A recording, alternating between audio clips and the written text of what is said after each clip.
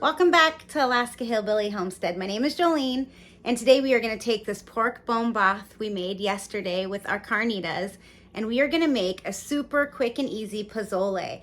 Now this is my take and my way to make pozole, so it might be different than the way you make it, but it's really delicious, mostly because of this delicious bone broth. Very yummy. We are going to go ahead and take a spoon and get rid of all this fat that's at the top. So let's get started. So I did a recipe on carnitas and pork bone broth, and I'm using the leftovers, the pork bone broth tonight, and we're going to skim the fat off this delicious broth. It will separate when it cools after you make your broth. So if you do not have pork bone broth, you can use a beef stock, a chicken stock. I am just trying to use every bit of the pork roast and to make sure that there is zero waste. And this pork broth is rich and very nutritious. So we're gonna get the pork bone broth reheated nice and hot, and we are gonna add some delicious vegetables. Now, this is not a traditional pozole.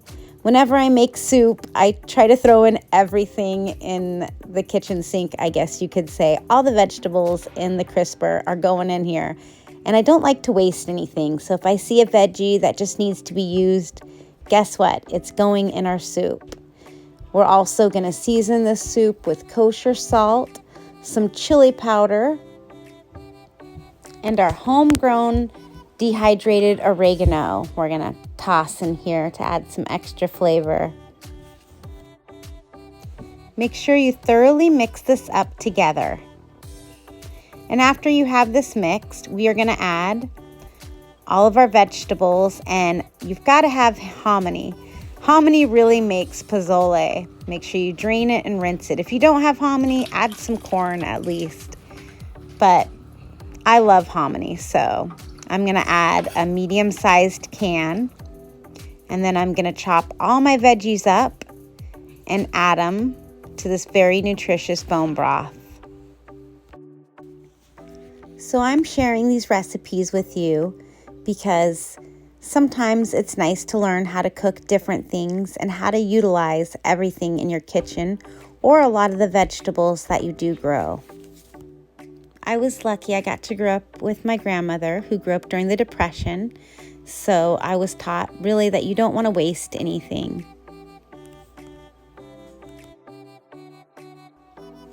I love being able to take one meat like a ham or a roast, or like this, I'm using my carnitas and I'm gonna cook with it for days. And today I don't even have to use any of the carnita meat. I'm pulling all that meat off that blade roast that we cooked down for our pork bone broth. And look at that broth is very rich, a nice beautiful color. And we are going to put all of our delicious vegetables in there because that's what makes a really yummy soup is the vegetables and the bone broth.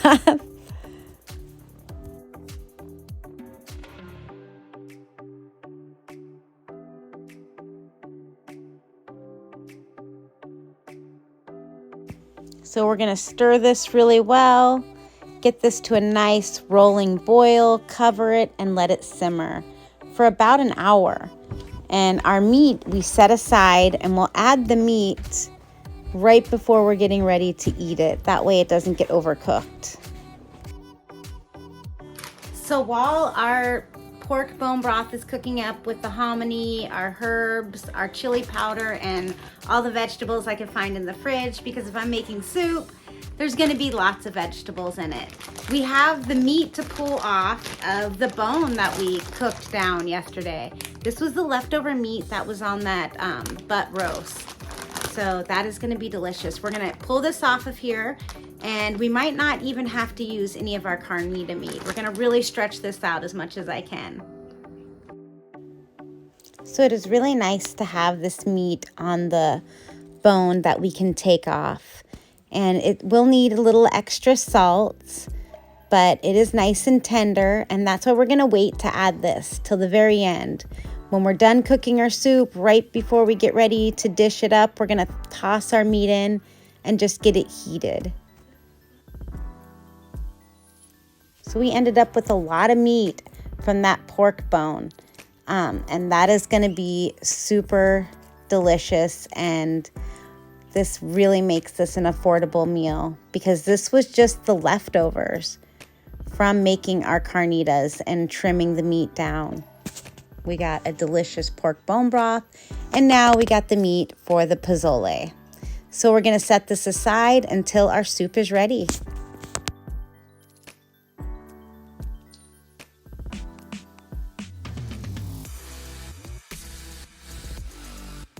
We're going to toss the meat in because our broth is nice and hot, and we're going to let it heat for about 5 to 10 minutes in this broth, and then we are going to dish it up, and we're going to put cilantro, shredded cabbage, a lime that we can squeeze on top, and then a tortilla with it. But look at this really rich, nutritious broth. So don't ever forget that when you cook a chicken or a ham bone or this blade roast, that all these bones you can cook down and make broths, and you can even can that broth and store it. We also made some super yummy carnita nachos with some of the leftover carnita meat and some cheese, and then salsa on the side, and Bella loved it because it was super cheesy and delicious. So far, off of that pork butt roast, we were able to make these nachos, the pozole, and the carnitas. So that's already 3 meals.